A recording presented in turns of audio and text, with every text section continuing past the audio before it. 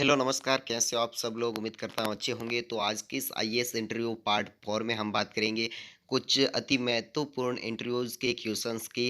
तो दोस्तों इसके अंदर हम 15 महत्वपूर्ण क्वेश्चंस लेंगे। तो अभी तक आपने इस वीडियो को लाइक नहीं किया तो जल्दी से लाइक कर दीजिए। चैनल पर नए हो तो सब्सक्राइब करके बेल आइकन को ऑल पे सेलेक्ट कर लीजिए ताकि आपको ऐसे इंटरव्यूज से रिलेटेड और आने वाली हर गवर्नमेंट जॉब की इंफॉर्मेशन सबसे पहले मिल सके। तो चलिए वीडियो शुरू करते हैं। तो दोस्तों सबसे पहले मैं आपको बता दूं आईएएस इंटरव्यूज़ का दूसरा नाम ही उलझन है। इनके अंदर ऐसे क्वेश्चंस पूछे जाते हैं जो कि हमें कहीं ना कहीं उलझा देते हैं। तो उनसे बच के हमें उनका आंसर कैसे देना है, इस वीडियो के माध्यम से यह सब हम जानेंगे। ये चलिए वीडियो शुरू करते हैं। तो वो कौन है जो 4 लोगों का कत्ल कर दे तब भी उसको सज़ा नहीं मिलती है?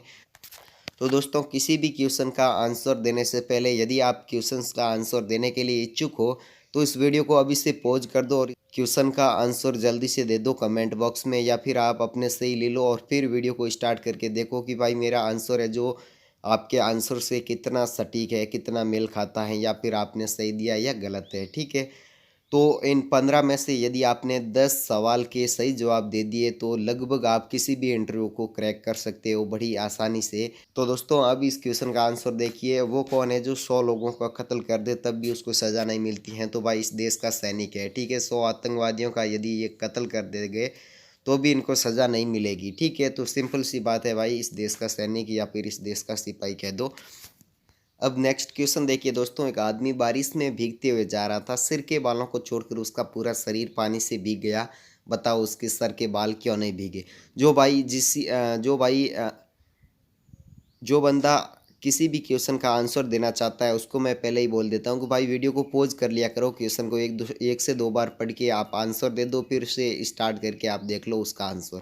ठीक है, अब इसका आंसर देखिए दोस्तों, ऐसी स्थिति के अंदर दो ही आंसर हो सकते हैं। ठीक है, कि एक आदमी बारिश के अंदर भीगते हुए जा रहा था, सिर के बालों को छोड़कर उसका पूरा शरीर है जो पानी से भीग गया। तो सीधा सिंपल आंसर ले लो कि या तो उसने उसके सर पे जो कुछ पहन रखा था, ठीक है भाई, इसलिए उसके सर के बाल नहीं भीगे, या फिर उसके सर के ऊपर बाल ही नहीं थे, यानी कि उसका सर है जो गंजा था। ठीक है, तो इसके अंदर ये सिंपल सा आंसर था। ट्रैफिक पुलिस सफ़ेद ड्रेस क्यों पहनते हैं? ये क्वेश्चन आपका नॉलेज टेस्ट करने के लिए पूछा गया है। ठीक, ट्रैफिक पुलिस सफ़ेद ड्रेस इसलिए पहनती हैं कि रात के अंदर जो लाइट से जो सफ़ेद ड्रेस होती हैं वो चमकती हैं और किसी भी व्यक्ति को आसानी से पता चल जाता है कि भाई आगे ट्रैफिक पुलिस वाले हैं, या फिर आगे जो सर्कल है उस पे जो ट्रैफिक पुलिस वाले खड़े हैं। तो सफ़ेद ड्रेस का सीधा सिंपल आंसर है कि भाई सफ़ेद ड्रेस है जो एक अलग ही तरीके से जो चमकती हैं। ठीक है, उसकी चमक है जो अलग ही तरह की होती हैं, इसलिए जो ट्रैफिक पुलिस वाले सफ़ेद ड्रेस पहनते हैं। और वो क्या है जिसे जितना ज़्यादा साफ करने की कोशिश करोगे वो उतना ही काला होता जाएगा। तो भाई इसका आंसर तो आप लोगों ने लगभग दे ही दिया होगा, और नहीं दिया है वो देखिए।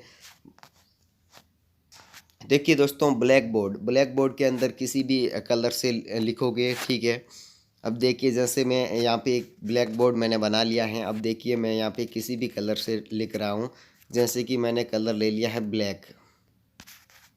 ठीक है, अब ब्लैक कलर से मैंने यहाँ पे कुछ लिख दिया, टाइप कर दिया है।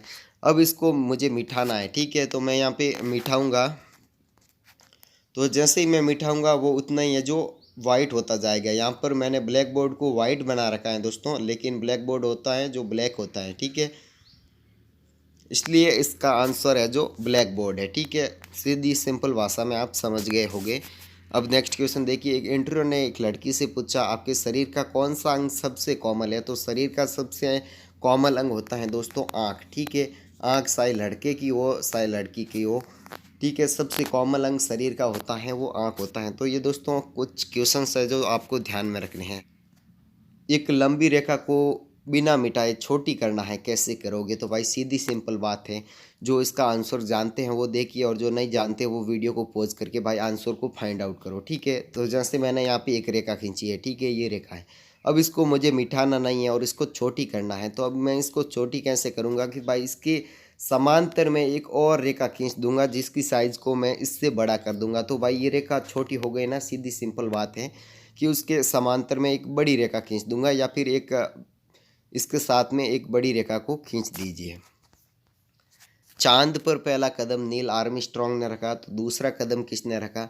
तो भाई मैंने जहाँ तक सुना था नील आर्मस्ट्रॉन्ग है जो लंगड़ा नहीं था, तो दूसरा कदम ही उसने ही रखा है, ठीक है?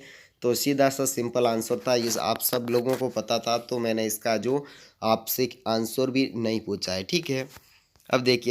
अब देखिए दोस्तों, बहुत ही इंटरेस्टिंग क्वेश्चन, भारत में कितने सैलून हैं? तो दोस्तों ऐसे क्वेश्चन यदि आपके सामने आ जाए कि भाई आपको यदि किसी भी सैलून की शॉप की संख्या पूछ ली जाए, तो उसका आंसर यदि आपको पता नहीं है, अब आप इसका आंसर है जो कैसे देंगे? तो अब आप इसका आंसर है जो कैसे देंगे? तो सीधी सिंपल बात है भाई, भारत में कितने सैलून हैं? तो आपको सीधा सिंपल आंसर देना है कि 1 मिलियन से ज़्यादा है, ठीक है? 1 मिलियन से ज़्यादा। तो भाई इसकी एग्जैक्ट संख्या है जो वो तो किसी को मालूम है नहीं, तो इसका सीधा सिंपल आंसर क्या हो जाएगा? 1 मिलियन से ज़्यादा, ठीक है? तो इसका सिंपल सा आंसर था। अगर आपको किसी भी शॉप की संख्या पूछे तो इसका सिंपल सा आंसर देना आपको 1 मिलियन से ज़्यादा, ठीक। अब देखिए दोस्तों, एक बहुत ही इंटरेस्टिंग क्वेश्चन है। एक इंटरव्यूअर ने कैंडिडेट से कहा कि ये उनका आखिरी सवाल है। दोस्तों किसी भी क्वेश्चन का आंसर देने से पहले उसको 1 से 2 बार पढ़ो दोस्तों, आपको आंसर अपने आप ही मालूम चल जाएगा। इंटरव्यू के अंदर ऐसे उलझन क्वेश्चन पूछे जाते हैं, जिनको बार-बार समझने से, पढ़ने से ही उनका जो गुत्थी उनकी सुलझती हैं, ठीक है? अब देखिए एक इंटरव्यूअर ने कैंडिडेट से कहा कि ये उनका आखिरी सवाल है, ठीक है? तो फिर उन्होंने कैंडिडेट से टेबल का सही केंद्र इंगित करने के लिए कहा गया। मैं यहाँ पे साइड में एक टेबल बना देता हूँ, ठीक है? इधर बैठा है इंटरव्यूअर और इधर बैठा है कैंडिडेट, ठीक है? अब इंटरव्यूअर ने कैंडिडेट को क्या कहा कि इस टेबल का जो सही केंद्र इंगित करना है, ठीक है? उसने जिस पर है जो टेबल पर उसका रिज्यूम रखा गया, अब टेबल पर उसका जो रिज्यूम रखा गया उसको कहीं भी रख सकते हैं, साइड में, बीच में, ठीक है? तो मैंने यहाँ पे इसको बीच में ही रखा है, ठीक है? उसने जवाब दिया, उसके बाद उसे सेलेक्ट कर लिया गया। अब भाई कैंडिडेट ने क्या कहा, सीधी सिंपल बात है दोस्तों, कैंडिडेट ने यहाँ पे जैसे अंगुली से बता दिया कि भाई ये इस टेबल का जो केंद्र है, ठीक है? अब कैंडिडेट साक्षात्कार के कक्ष के अंदर क्या किया होगा उसके बारे में आपको बताना है। तो भाई सीधी सिंपल बात है कि इंटरव्यूअर का लास्ट क्वेश्चन था और कैंडिडेट ने यहाँ पे ये जो अपनी अंगुली से बता दिया कि भाई ये मैच का जो केंद्र बिंदु है। अब इंटरव्यूअर का लास्ट क्वेश्चन था तो इंटरव्यूअर इससे ज़्यादा उससे कोई क्वेश्चन पूछ नहीं सकता था कि भाई ये कैसे हुआ। तो ये क्वेश्चन है जो उससे नहीं पूछ सकता था, तो उसे सीधा उसे सेलेक्ट करना पड़ा, ठीक है? तो इसका भी सिंपल सा आंसर था ये। आई होप आपको ये समझ में आ गया होगा। नहीं आया हो तो इसको थोड़ा पीछे स्किप करके एक बार फिर से इसका आंसर देखिए, आपको समझ में आ जाएगा बड़ी ही आसानी से। अपनी गाड़ी चलाते समय आप ब्रेक लगाते हैं जब आप सड़क के बीच में हैं, एक हीरे का दरवाज़ा, एक सोने का, एक चांदी का, ठीक है? आप सबसे पहले कौन-सा दरवाज़ा खोलेंगे? जैसे मैं आपका उदाहरण दे देता हूँ कि आप कोई गाड़ी चला रहे हैं भाई, आप जैसे सड़क के बीच में हैं और आप कार के जो ब्रेक लगाते हैं। अब आगे देखते हैं तो एक हीरे का दरवाज़ा, एक सोने का दरवाज़ा, एक चांदी का दरवाज़ा है। और आपसे पूछा जाए कि भाई आप सबसे पहले कौन-सा दरवाज़ा खोलोगे? तो भाई सीधी सिंपल बात है, मैं कार के अंदर हूँ, ठीक है? तो मैं सिंपल सी बात है, कार का दरवाज़ा सबसे पहले खोलूँगा। फिर मैं आगे देखूँगा कि भाई मुझे हीरे का दरवाज़ा, सोने का या फिर चांदी का दरवाज़ा, इसमें से कौन-सा दरवाज़ा खोलना है। लेकिन सबसे पहले जो मैं कार का दरवाज़ा खोलूँगा क्योंकि मैं अभी कार के अंदर हूँ, ठीक है? तो इसका भी सिंपल सा आंसर था। अब वो क्या चीज़ है जो अंधा भी देख सकता है? भाई एक ही चीज़ है जो अंधा देख सकता है और जिसको आँख से दिखता है वो भी देख सकता है। इन दोनों में कॉमन चीज़ है जो क्या है वो आपसे पूछी हैं। तो इसका भी सिंपल सा आंसर है दोस्तों, सपना कह सकते हो या फिर आप ख्वाब भी कह सकते हो, ठीक है? तो सपना है जो अंधा भी देख सकता है और जिसे आँखों से दिखता है वो भी देख सकता है, ठीक है? सपना को नींद के अंदर देखा जाता है, नींद भाई अंधा भी लेता है और जिसको दिखता है वो भी लेता है। तो इसका सिंपल सा आंसर था सपना। वो क्या है जो आग में नहीं जलता है और पानी में नहीं डूबता है? तो इसका भी सिंपल सा आंसर है दोस्तों, आग के अंदर जिसे जलाया नहीं जा सकता या फिर वो जलता नहीं है और पानी के अंदर नहीं डूबता है, तो भाई एक टुकड़ा ले लो बर्फ़ का, ठीक है? फिर उसे ट्राई करो आग में जलाने की, तो आग में तो वो जलेगा नहीं क्योंकि वो पानी से बर्फ़ बना है, ठीक है? पानी आग के अंदर जलता नहीं है, वैसे आप सब लोगों को पता है। पानी की बात करें तो पानी के अंदर भी बर्फ़ का टुकड़ा है जो वो तैरने लग जाएगा, पानी के अंदर नहीं डूबेगा, ठीक है? तो सीधी सिंपल बात है, बर्फ़ का टुकड़ा है, ठीक है?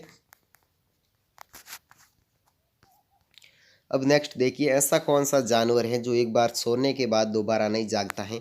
तो भाई ऐसे इंटरेस्टिंग सवाल है जो कुछ आप डेली पढ़ा कीजिए। यदि आप किसी भी इंटरव्यू या फिर किसी भी एग्ज़ाम की तैयारी कर रहे हो तो ये आपके ब्रेन के लिए अच्छा होता है। आप ज़्यादा से ज़्यादा जानकारी जुटाते हो, वो आपके लिए बहुत ही बड़ी बात है दोस्तों।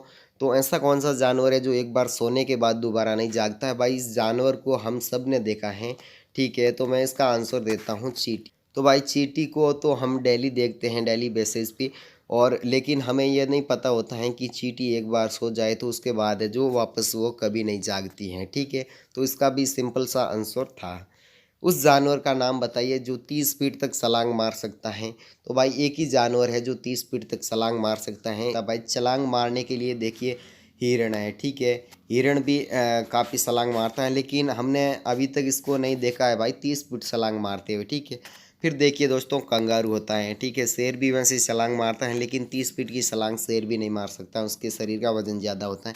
लेकिन कंगारू दोस्तों 30 फीट तक छलांग मार सकता है। तो इसका सिंपल सा आंसर था कंगारू।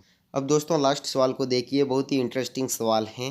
टेलीफोन के डायलिंग पैड के सभी अंकों का गुणा करने पर क्या प्राप्त होता है? भाई आप भी करके देखिए, आप भी टेलीफोन के डायलिंग पैड का मल्टीप्लाई करके देख सकते हो। उसका आंसर है जो हमेशा 0 आएगा, ठीक है। डायलिंग पैड के जो सभी अंक होते हैं उनका गुणा करने पर जो हमें आंसर मिलता है वो आंसर होता है 0। तो दोस्तों ये वीडियो आपको कैसा लगा? ऐसे ही आईएएस इंटरव्यूज़ के और भी वीडियोज़ देखने के लिए आप नीचे डिस्क्रिप्शन बॉक्स में प्लेलिस्ट की लिंक मिल जाएगी, उस लिंक पे जाकर इसके सभी पार्ट्स देख सकते हो, अपनी तैयारी को दुगुना कर सकते हो। मैं मिलता हूँ आपको अगले वीडियो में, तब तक के लिए बाय। जय हिंद, जय भारत।